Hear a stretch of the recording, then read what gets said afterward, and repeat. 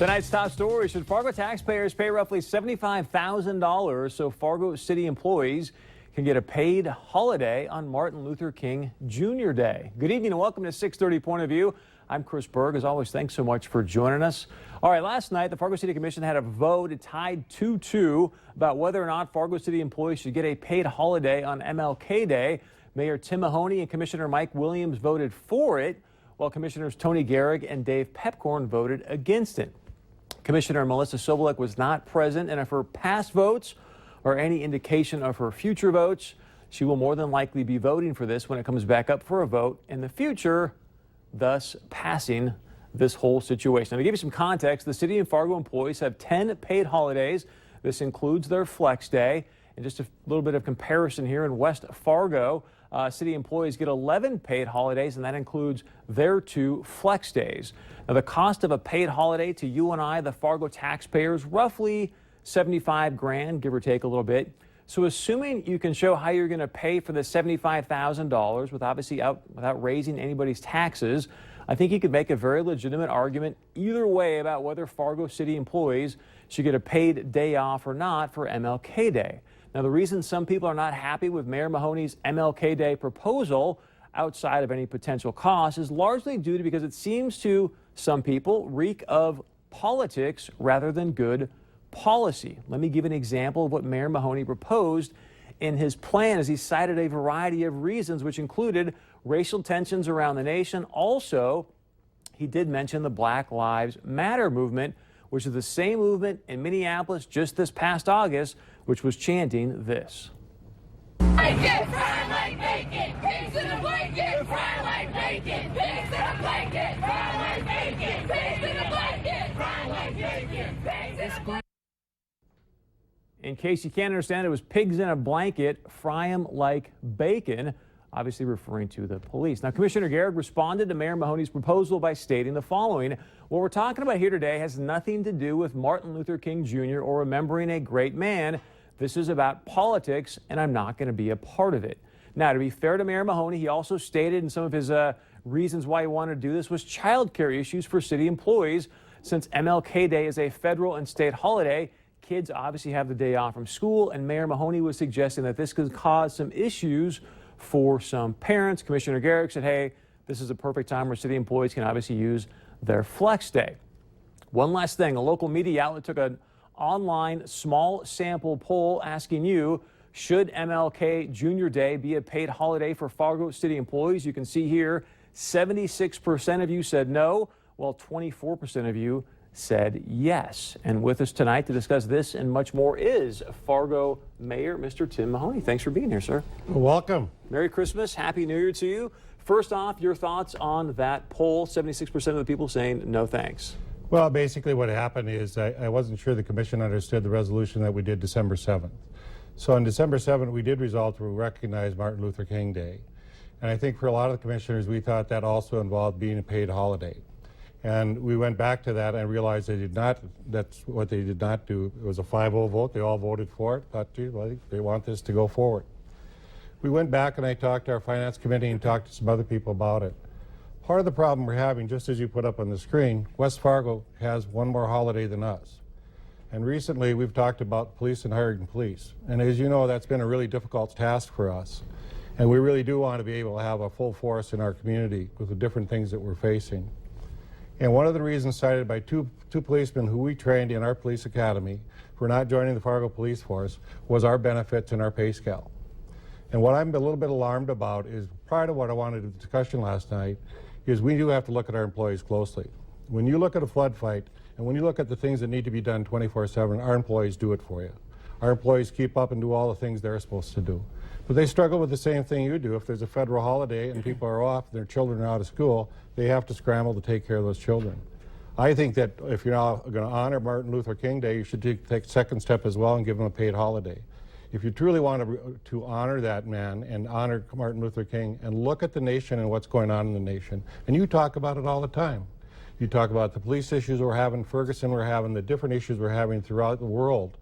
And I just got back from a national meeting with mayors, talked to the Baltimore mayor, and you know in Baltimore what happened in Baltimore. Yeah. And sometimes things start as a small little item and then they grow and get to be a bigger issue. So if we don't begin to recognize that as a community, we have to recognize our diversity and what's going on in our community. If everybody else gets a paid holiday and competitively we need to take care of our employees, that's what we need to do.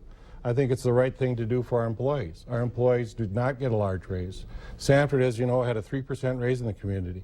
To stay competitive in this environment right now in the community for city employees, we can lose some good people. We just lost a planning person, and we have issues that we have within our personnel department where we are very competitive.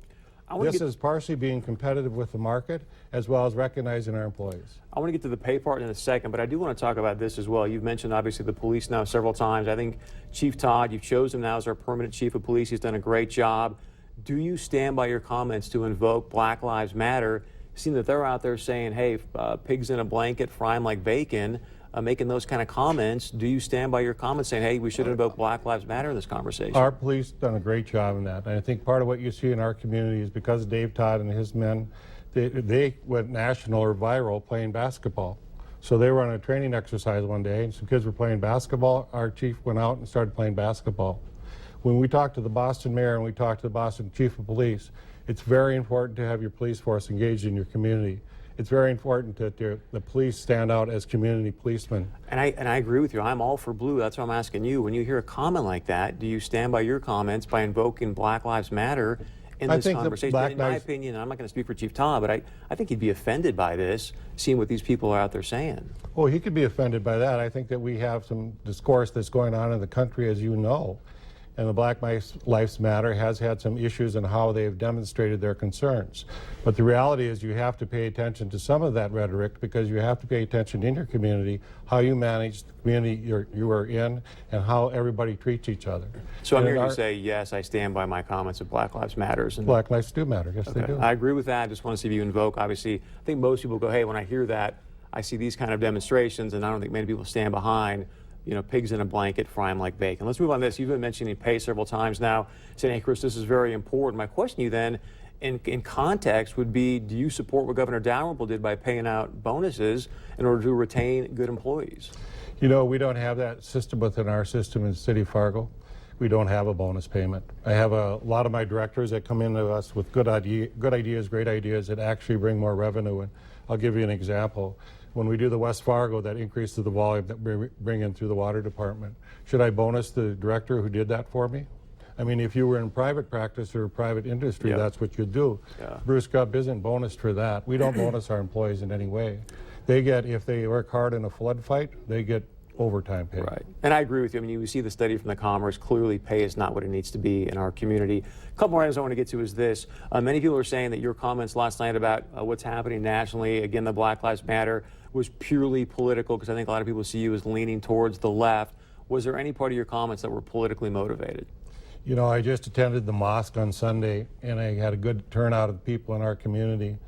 And the Muslims in the nation are feeling a little bit persecuted or picked on right now.